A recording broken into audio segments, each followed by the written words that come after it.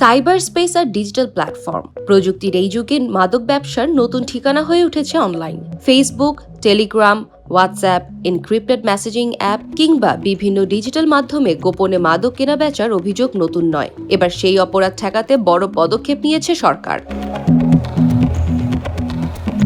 জাতীয় সংসদে পাশ হয়েছে মাদক নিয়ন্ত্রণ বিল 2026। নতুন এই আইনে সাইবার স্পেস বা ডিজিটাল প্ল্যাটফর্ম ব্যবহার করে সংঘটিত নির্দিষ্ট ধরনের মাদক অপরাধের জন্য সর্বোচ্চ শাস্তি হিসেবে মৃত্যুদণ্ডের বিধান রাখা হয়েছে।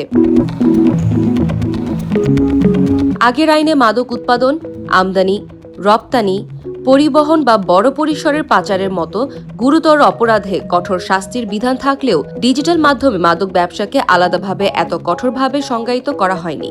প্রযুক্তির দ্রুত বিস্তারের সঙ্গে অনলাইন ভিত্তিক মাদক নেটওয়ার্ক বাড়তে থাকায় আইন সংশোধনের প্রয়োজনীয়তা দেখা দেয়।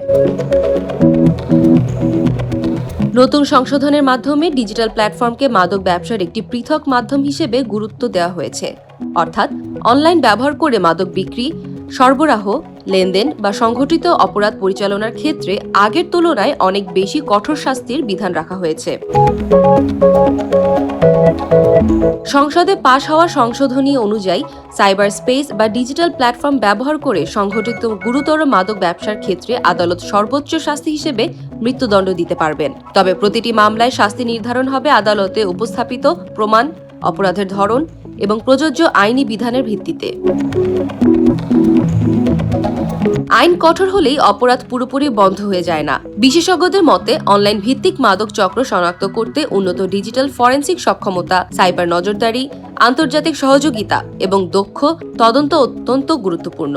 পাশাপাশি নিরপরাধ কেউ যেন হয়রানির শিকার না হন সেদিকেও সমান গুরুত্ব দিতে হবে। প্রযুক্তির সঙ্গে তাল মিলিয়ে অপরাধের ধরন যেমন বদলাচ্ছে তেমনি বদলাচ্ছে আইনও। অনলাইনে মাদক ব্যবসা দমনে মৃত্যুদণ্ডের বিধান কতটা কার্যকর হবে তা নির্ভর করবে আইনের সঠিক ও স্বচ্ছ প্রয়োগ, দক্ষ তদন্ত এবং বিচারিক প্রক্রিয়ার উপর।